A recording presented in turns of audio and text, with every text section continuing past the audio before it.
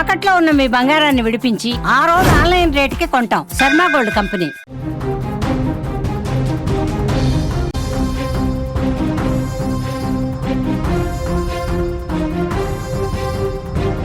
వికారాబాద్ లో దారుణం చోటు చేసుకుంది. భర్తను భార్య చంపేసినట్లుగా తెలుస్తోంది. తండ్రి సాయంతో అర్ధరాత్రి హత్య చేసింది. వేరే వాళ్లతో మాట్లాడుతుందని భర్తకు అనుమానం కలిగింది. ఇరువురి మధ్య గత కొంతకాలంగా గొడవలు జరుగుతున్నట్లుగా తెలుస్తోంది. తాండూరు మండలం మల్కాపురం గ్రామంలో ఈ ఘటన చోటు చేసుకుంది. మొగుళ్ల హత్యలతో ఆందోళన చెందుతున్నారు.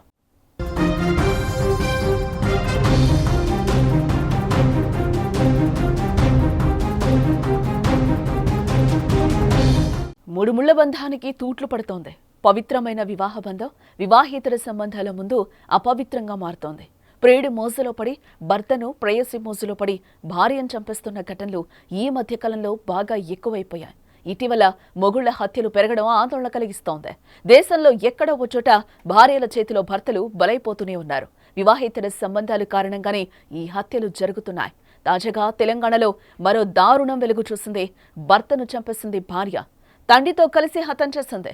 వికారాబాద్ జిల్లా తాండూరు మండలం మల్కాపూర్ గ్రామానికి చెందిన రెడ్డిపల్లి వెంకటేష్ కు 10 ఏళ్ల కిందట కొత్లాపూర్ కు చెందిన జయశ్రీతో వివాహం జరిగింది. వారికి 2 సంతానం కూడా ఉన్నారు. కొన్నేళ్లుగా బాగా సాగిన వారి కాపురంలో 3 ఏళ్ల కిందట కలహాలు మొదలయ్యాయి. కలిసి ఉండలేక వేర్వేరుగానే ఉంటున్నారు. నెలన్నర కిందట పెద్ద మనుషుల సమక్షంలో మళ్లీ కలిసి ఉంటున్నారు. అయితే ఇంతలోనే మళ్లీ గొడవలు మొదలయ్యాయి. భార్య ఎవరితోనూ మాట్లాడుతుందనే భర్త అనుమానించడంతో గొడవ పడుతున్నారు ఇద్దరు.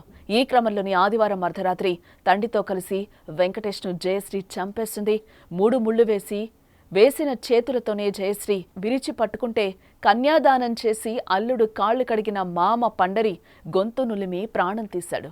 ఇటు తండ్రి హత్య, అటు తల్లి జైలుకెళ్లడంతో ఆ పిల్లల పరిస్థితి అగమ్య గోచరంగా మారింది. ఎంతో మంది పిల్లలు తల్లిదండ్రులు చేసిన తప్పులకు, క్షణికావేశంలో తీసుకుంటున్న నిర్ణయాలకు ఇలాంటి పరిస్థితిని అనుభవిస్తున్నారు.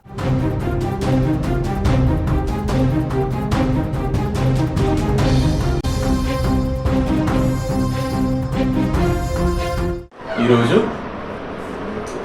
రెడ్డిపల్లి అంజిలమ్మ అనే ఆమె మల్కాపూర్ చెందిన ఒక లేడీ వచ్చేసి కరణ్కోట్ పోలీస్ స్టేషన్లో దరఖాస్తు ఇచ్చింది. వాళ్ళ కొడుకు వెంకటేష్ని చంపినారని, వాళ్ళ కోడలు అండ్ పాండరి అనే వాళ్ళు గొంతు వేసి చంపినారు అని దరఖాస్తు ఇచ్చింది. ఆ దరఖాస్తు పైన వెరిఫై చేస్తున్నాం. ఆమె ఇచ్చింది నోటీస్ ఏంటంటే వేరే వాళ్ళతోటి మాట్లాడుతున్నది అనే అనుమానంతో వాళ్ళ భర్త ఊరికే వెంకటేష్ ఎవరైతే ఉన్నారో ఆయన అడగడం వల్ల వీళ్ళు ఈ భార్య, వీళ్ళు వాళ్ళ మామ ఇద్దరు పాండరు వీళ్ళిద్దరూ కలిసి చంపేసినారు నా కొడుకునని చెప్పి ఆమె దరఖాస్తు ఇచ్చింది. దానిపైన పరిశోధిస్తున్నాం. త్వరలోనే ప్రాథమికంగా వాళ్ళు ఇచ్చిన కంప్లైంట్ ప్రకారం వైర్తో కానీ తాడుతో కానీ చంపినట్టుగా తెలుస్తుంది. పిఎంఈ రిపోర్ట్ వచ్చిన తర్వాత దాని గురించి డీటెయిల్స్ చెప్తాం. రెడ్డిపల్లి వెంకటేష్ కి 10 ఏళ్ల కిందట కొత్లాపూర్కు చెందిన జయశ్రీతో వివాహం అయింది. వారికి 2 సంతానం కూడా ఉన్నారు. 3 ఏళ్ల క్రితం జయశ్రీ భర్తతో గొడవపడి 2 పిల్లల్ని తీసుకుని పుట్టింటికి వెళ్ళిపోయినట్లుగా కూడా మనకు తెలుస్తోంది.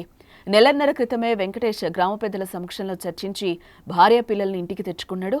ఆ తర్వాత కూడా భార్యాభర్తల మధ్య తరచూ గొడవలు జరిగేవని స్థానికులు కూడా చెప్తున్న పరిస్థితులు కనిపిస్తున్నాయి. ఈ నేపథ్యంలో ఆదివారం అర్ధరాత్రి దాటాక భార్య వెంకటేష్ చేతులు పట్టుకోగా ఆమె తండ్రి పండరి అతన్ని గొంతు నులిమి హతమార్చినట్లుగా తెలుస్తోంది. విషయం బయటకు పొక్కకుండా సోమవారం ఉదయం హతుడిని ఆసుపత్రికి తరలించేందుకు ఆటో తీసుకొచ్చారు.